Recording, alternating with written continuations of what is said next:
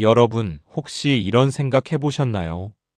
나는 왜 맨날 노인 일자리 떨어지지? 다른 사람들은 금방 붙던데. 오늘은 제가 정말 중요한 이야기를 하나 드리려고 합니다. 실제로 제가 상담했던 어르신 중에 동네에서 늘 같이 신청하던 분들 중 한 분이 늘 가장 먼저 합격 문자를 받는 분이 있었어요. 그분이 특별히 젊은 것도 아니고 경력이 대단히 많은 것도 아니었습니다. 그런데도 희한하게 매년 제일 먼저 붙는 사람이었죠. 비결이 뭘까요? 운이 좋아서일까요? 절대 아닙니다. 정확한 준비, 정확한 타이밍, 정확한 선택 때문이었습니다. 반대로 또 다른 어르신은 이렇게 말했어요. 나는 서류 냈는데도 떨어졌어. 뭘 더 해야 돼? 그런데 막상 확인해 보면 상담 일정이 자동 취소돼 있거나 희망 근무지를 하나만 적어서 경쟁률이 너무 높아진 경우가 많았습니다. 이렇게 모르고 지나가면 억울하게 떨어지게 되는 거죠. 그래서 오늘 영상에서는 노인 일자리 빨리 붙는 사람들의 공통점 TOPO를 아주 쉬운 말로 딱 필요한 것만 골라서 알려드리겠습니다. 특히 올해는 선발 방식이 조금씩 달라지고 있어서 작년하고 똑같이 하면 그대로 떨어질 가능성이 커요. 지금 바로 알고 준비해야 손해를 막을 수 있습니다. 오늘 영상 끝까지 보시면 아, 이렇게만 하면 바로 합격할 수 있구나 하는 느낌이 오실 겁니다. 지금부터 아주 쉬운 말로 차근차근 알려드릴 테니 종이 한 장 준비해 두시면 더 좋아요. 그럼 바로 시작하겠습니다.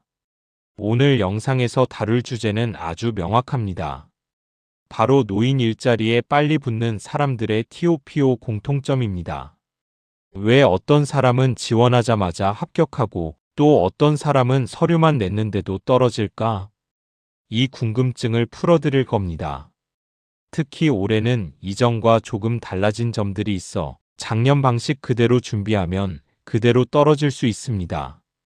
먼저 올해 기준으로 달라진 모집 방식을 간단히 말씀드리면 선발 방식이 조금 더 세분화되고 지원자 수가 많아 경쟁률이 이전보다 높아진 곳이 많습니다.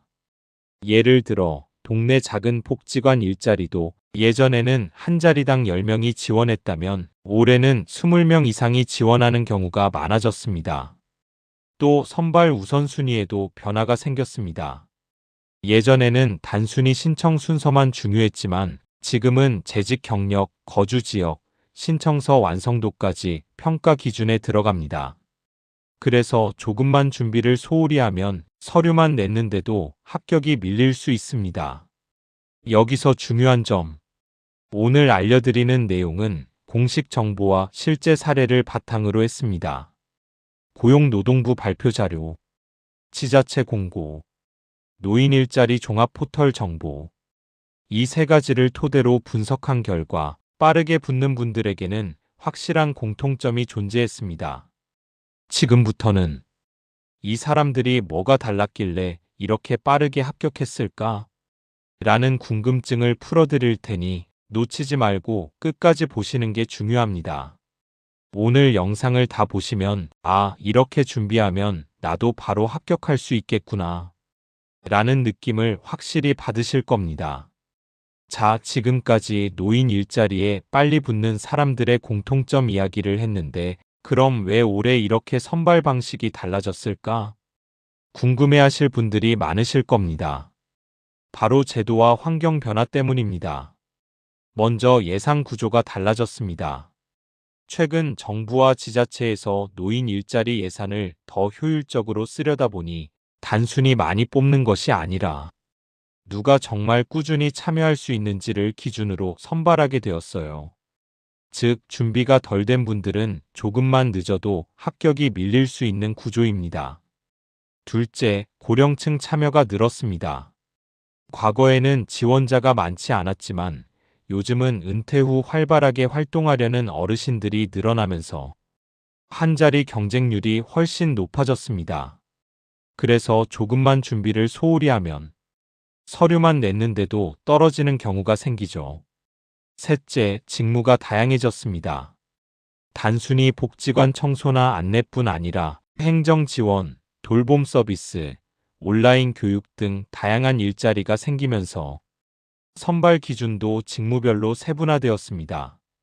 그래서 예전처럼 그냥 신청서 내면 합격이라는 생각은 이제 통하지 않습니다. 마지막으로 지자체 선발 방식이 개편되었습니다. 예전에는 선착순 위주였지만 이제는 재직 경험, 거주 지역, 신청서 완성도까지 평가 요소에 들어갑니다. 즉, 조금만 준비가 늦거나 희망 근무지 선택을 잘못하면 경쟁에서 밀릴 수 있는 구조입니다. 여기에 더해 시청자분들이 헷갈리기 쉬운 부분을 정리하면 이렇습니다. 신청 자격 나이가 기준에 맞는지, 다른 조건이 필요한지 확인 필요. 신청 순서 단순히 먼저 신청했다고 끝이 아님. 제출 서류 완성도까지 중요. 제출 서류 누락이나 잘못된 기재로 탈락하는 경우 많음. 우선 선발 기준 지자체마다 점수 배점이 달라서 미리 체크해야 함. 즉, 올해는 준비를 조금만 소홀히 해도 억울하게 떨어지는 상황이 생길 수 있다는 뜻입니다. 그래서 오늘 영상에서 알려드리는 TOPO 공통점과 실천 방법을 꼭 따라야 손해를 막고 합격 확률을 높일 수 있습니다. 이제부터는 많은 어르신들이 실제로 겪는 억울한 탈락 사례를 말씀드릴게요. 아, 나만 이런 실수했나? 싶겠지만 대부분 비슷한 패턴이에요. 그럼 하나씩 살펴보겠습니다. 실수 1. 서류 제출만 했다고 끝난다고 착각. 김어르신 이야기를 해볼게요. 매년 노인 일자리에 꾸준히 지원하던 분인데 올해는 서류 제출만 했으니 합격일 거야 라고 생각했어요. 그런데 합격 발표일 정작 이름이 없었습니다. 왜일까요? 서류 제출 후에도 담당자 확인, 상담 일정, 서류 보완 같은 과정이 남아 있었거든요. 즉, 단순히 서류만 내는 것으로 끝났다고 생각하면 자동으로 탈락될 수 있는 구조였습니다. 실수 2. 희망 근무지 하나만 선택해서 경쟁률이 몰리는 문제. 이번에는 박 어르신 이야기입니다. 복지관 한 곳에서만 근무하고 싶어 희망 근무지를 단 하나만 선택했어요. 그런데 그 근무지가 인기가 많아 경쟁자가 20명이 넘었습니다. 결과 합격자 명단에서 이름이 빠졌죠. 반면 주변 동료들은 여러 근무지를 선택하고 경쟁률 낮은 곳을 잘 조합해서 합격했습니다. 즉, 희망 근무지 하나만 고집하면 경쟁률이 몰려 불리하고 조금만 전략적으로 선택하면 합격 확률이 크게 올라갑니다. 실수 3. 상담 일정 놓쳐서 자동 탈락되는 사례. 마지막으로 최어르신 사례입니다. 이제 다 끝났으니 기다리면 되겠지라고 생각하며 상담 예약 시간을 깜빡했어요. 그날 담당자가 전화했지만 받지 못했고 결국 자동 탈락 처리되었습니다. 많은 분들이 이 부분을 간과하시는데 상담 일정은 단순한 형식이 아니라 합격을 결정짓는 핵심 과정입니다. 조금만 놓쳐도 손해를 보는 구조라 반드시 체크해야 합니다. 자, 이제 조금 어려워 보이는 경쟁률과 점수 계산 이야기를 아주 단순하게 풀어드리겠습니다. 복잡한 공식은 필요 없다. 숫자만 알면 바로 이해가 포인트예요. 먼저 인원 대비 합격 가능성을 예로 들어볼게요. 예를 들어 어떤 복지관에서 한 자리 모집에 20명이 지원했다고 합시다. 그럼 단순 경쟁률은 200일입니다. 하지만 여기서 점수나 우선순위를 고려하면 상황이 달라집니다. 우선순위 점수 구조를 숫자로 단순화하면 이렇습니다. 거주지 근접 2점, 이전 참여 경험 3점, 신청서 완성도 5점, 총 10점 만점이라고 가정하면 점수가 높은 사람부터 합격 순서가 정해집니다. 즉, 단순 경쟁률만 보는 것보다 점수를 올리는 준비가 중요하다는 뜻입니다. 다음으로 경쟁률 완화되는 시간대를 비교해 볼게요. 오전 9시 지원 시작 직후 경쟁자 많음, 점수 높은 사람 우선 합격 가능. 오후 3시 4시 지원 경쟁률 낮음, 점수 조금 낮아도 합격 가능. 결론적으로 시간대와 점수를 전략적으로 활용하면 같은 조건에서도 합격 확률을 크게 높일 수 있습니다. 이제 잘 준비한 사람 vs 준비 안 한 사람을 비교해 볼게요. 준비 안 한 사람. 서류 대충 작성. 희망 근무지 하나만 선택. 상담 일정 놓치기 가능성 높음. 경쟁률 200일, 점수 5점 떨어질 확률 높음. 잘 준비한 사람. 서류 꼼꼼 작성 점수 만점 확보. 근무지 여러 곳 전략적 선택. 상담 일정 확실히 체크. 경쟁률 200일, 점수 10점 합격 확률 2배 이상. 즉, 단순한 숫자 계산만으로도 준비하면 바로 합격할 수 있다는 사실이 명확해집니다. 복잡한 공식, 점수표를 외우려 하지 마세요. 10초 안에 이해 가능한 단순 숫자만 기억하면 됩니다. 자, 이제 가장 중요한 실천 대비책을 알려드리겠습니다. 오늘 알려드리는 방법은 누구나 바로 실행할 수 있고 조금만 준비하면 합격 확률을 크게 높일 수 있는 전략이에요. 1. 근무지 3곳 이상 고정해서 선택하기. 많은 어르신들이 희망 근무지 하나만 선택하는데 이러면 경쟁률이 몰려 탈락할 가능성이 커집니다. 그래서 근무지 3곳 이상을 선택해 두는 게 안전합니다. 예를 들어 어복지관, 비노인센터, 시주민센터를 선택하면 한 곳에서 탈락해도 다른 곳에서 합격 가능성이 생기죠. 이렇게 하면 경쟁률 높은 시간대에만 맞춰서 지원할 필요 없이 유연하게 전략을 세울 수 있습니다. 2. 상담 일정 즉시 확정하기. 서류 제출 후 가장 중요한 단계 중 하나가 상담입니다. 전화 올 때 받으면 되겠지 하고 미루는 경우가 많지만 이게 자동 탈락으로 이어질 수 있습니다. 방법은 간단합니다.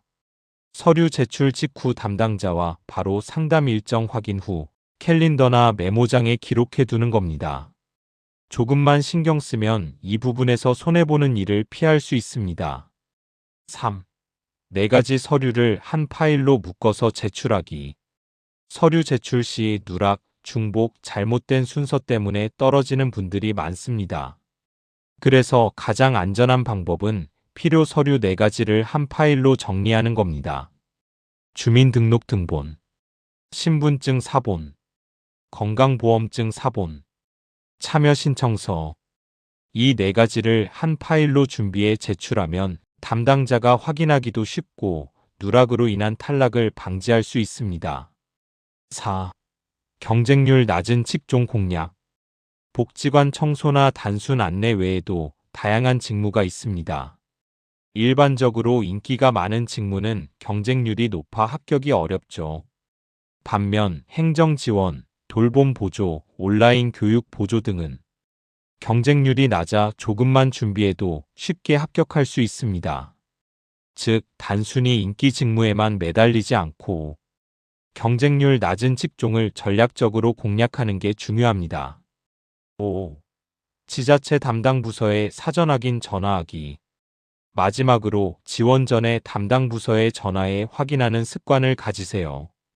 신청서 작성 시 주의할 점. 제출 서류 누락 여부.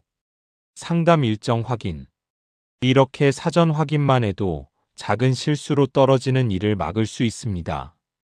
또 담당자와 미리 소통하면 합격에 유리한 정보도 얻을 수 있어요. 이 5가지만 잘 지켜도 왜 나는 매번 떨어질까 하는 억울함에서 벗어나 올해 바로 합격할 확률이 훨씬 높아집니다. 자, 이제 오늘 영상을 마무리하면서 핵심 내용을 다시 정리해 볼게요. 첫째, 노인 일자리에 빨리 붙는 사람들의 공통점 TOPO와 이를 위한 실천 대비책을 기억하세요. 서류 제출만으로 끝난다고 생각하지 않고 근무지 전략적으로 선택하며 상담 일정과 서류를 꼼꼼히 챙기는 것, 경쟁률 낮은 직종도 공략하고 담당자에게 사전 확인하는 것, 이 5가지만 잘 지켜도 합격 확률이 크게 올라갑니다. 둘째, 올해는 선발 방식과 경쟁률이 변했기 때문에 예전처럼 느슨하게 준비하면 억울하게 탈락할 수 있어요. 그래서 손해를 예방하려면 지금 바로 준비하는 것이 중요합니다. 조금만 신경 쓰고 전략을 세워도 충분히 합격의 기회는 여러분에게 있습니다. 셋째, 준비가 늦었다고 걱정하지 마세요. 오늘 알려드린 방법대로 하나씩 실천하면 작은 준비가 기회를 크게 바꾼다는 걸 체감할 수 있습니다. 즉, 지금이라도 바로 시작하면 충분히 합격할 수 있습니다. 여러분, 나이는 숫자일 뿐입니다. 조금만 계획하고 전략적으로 움직이면 누구든 안정적으로 노인 일자리를 얻을 수 있어요. 준비와 실천이 합격을 좌우하니 지금 바로 시작하세요. 오늘 영상에서 알려드린 모든 팁을 실천 리스트로 만들어 메모장에 기록하고 하나씩 체크하며 준비하면 올해 노인 일자리 합격은 결코 어렵지 않습니다. 작은 준비와 정확한 전략이 여러분의 합격을 크게 바꾸고 억울한 탈락도 막아줄 겁니다. 지금 바로 체크리스트를 만들어서 하나씩 실행해 보세요. 여러분의 합격 소식을 기대하겠습니다.